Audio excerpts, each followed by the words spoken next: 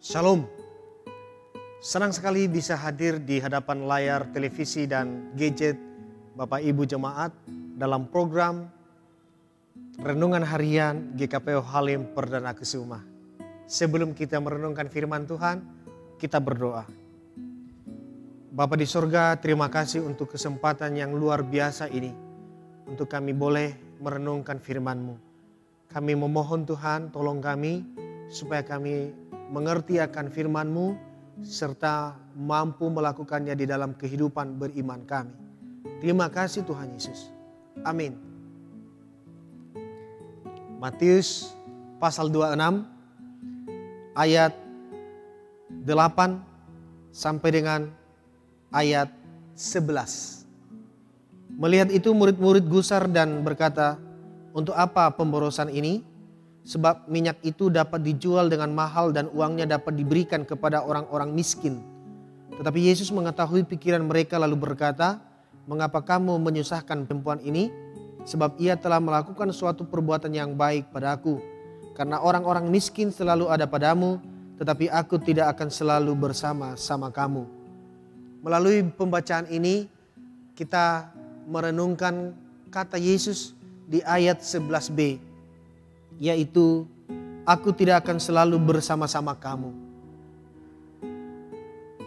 Sekali lagi, aku tidak selalu bersama-sama dengan kamu.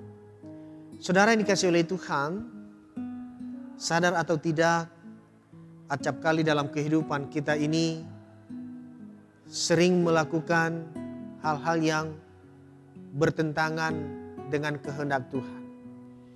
Atau di luar pemikiran-pemikiran kita.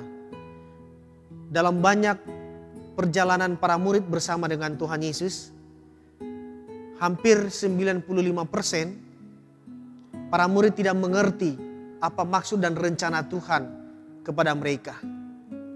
Tetapi istimewanya ialah mereka bersemangat untuk mau mengerti apa yang dikatakan Yesus kepada mereka atau apa yang diajarkan Yesus kepada mereka. Sekalipun bahkan banyak Yesus mengajarkan sesuatu kepada mereka dengan banyak perumpamaan-perumpamaan. Tetapi dengan semangat yang ada dengan para murid, mereka tidak segan-segan bertanya kepada Tuhan, apakah yang engkau maksud dengan perumpamaan itu? Dan ketika suatu hari sesuai dengan bacaan kita ini, para murid mereka menganggap bahwa apa yang dilakukan oleh seorang perempuan yang meminyaki kaki Yesus dengan minyak yang mahal, mereka menganggap itu pemborosan. Mereka tidak melihat hal yang lebih jauh. Mereka tidak mengerti akan hal yang lebih jauh. Tetapi di balik semuanya itu, mendengar maksud dan tujuan daripada para murid, Yesus berkata kepada mereka sesuai dengan bacaan kita, bahwa apa yang dilakukan oleh perempuan itu biarkan dia lakukan, karena itu sebagai penghormatan, sesuatu yang diberikannya untuk Yesus. Kalaupun para murid memikirkan bahwa ada orang-orang miskin yang harusnya mendapatkan atau layak mendapatkan itu, atau minyak itu dijual lalu hasil penjualannya dibagikan kepada orang-orang miskin, itu mulia, itu baik sekali, tidak ditolak oleh Yesus. Tetapi karena ada maksud di balik itu, bahasa saya yang mungkin sering kita dengar ialah ada bakwan di balik udang. Benar ya? Salah. Ada udang di balik batu. Begitu kan istilahnya? Ya, ada maksud lain. Ya. Sehingga Yesus mengatakan bahwa orang-orang miskin akan selalu ada padamu, tetapi aku tidak selalu bersama-sama dengan kamu. Artinya bahwa untuk berbagi, untuk peduli kepada mereka yang susah, kepada mereka yang miskin, para murid punya banyak kesempatan. Karena bahkan orang-orang miskin itu pun tidak perlu harus jauh-jauh mencarinya. Dia ada di sekitar para murid. Tetapi Yesus tidak akan selalu bersama-sama dengan para murid. Dia akan kembali ke tempat dari mana dia berasal. Dia akan kembali kepada Bapa. Lalu murid tinggal untuk meneruskan estafet pelayanan. Ini yang menjadi perenungan kita, saudara. Ada kalanya Tuhan tidak selalu bersama dengan kita dalam setiap persoalan pergumulan yang ada, dalam setiap apa yang kita pikirkan. Ada kalanya bahwa Tuhan membiarkan bahwa kita sesungguhnya mampu untuk menyelesaikan persoalan pergumulan yang ada. Itu sebabnya kita dituntut dalam hal ini untuk dewasa memahami maksud dan rencana Tuhan.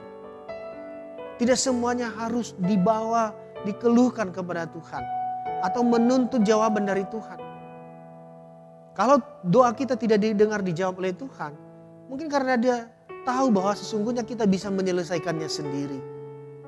Sehingga dalam hal ini ada kesempatan untuk kita bisa melihat diri kita, apakah sesungguhnya masalah itu bisa kita selesaikan atau tidak. Jangan kita berputus asa, jangan kecewa apabila doa kita bahkan lama, bahkan mungkin tidak dijawab oleh Tuhan. Karena sesungguhnya kita bisa menyelesaikannya sendiri. Ingat, Tuhan ada di sorga, kita ada di bumi. Bila hanya pujian hormat hanya bagi Tuhan, dan kita dapat diberikan kekuatan di dalam menghadapi setiap persoalan dan pergumulan hidup kita. Tuhan memberikan kekuatannya bagi kita. Amin. Kita berdoa. Terima kasih Tuhan untuk firman-Mu. Kami sungguh memohon kuasa Roh Kudus-Mu untuk memampukan kami memahaminya, serta mampu melakukannya di dalam kehidupan beriman kami di dunia ini. Tuhan, segala beban persoalan pergumulan hidup kami hanya kami serahkan kepadamu. Bila kehendak dan rencana-Mu yang terjadi atas hidup kami, biarlah kekuatan-Mu sungguh menyertai kami. Terima kasih Tuhan, segala sesuatu yang kami kerjakan di hari ini juga kami serahkan ke dalam tangan Tuhan. Engkaulah yang memberkati, Engkaulah yang membuatnya berhasil, hingga kami dapat menikmatinya dengan sukacita dan kami boleh bersyukur di hadirat-Mu. Dalam nama Yesus kami berdoa dan mengucap syukur. Amin.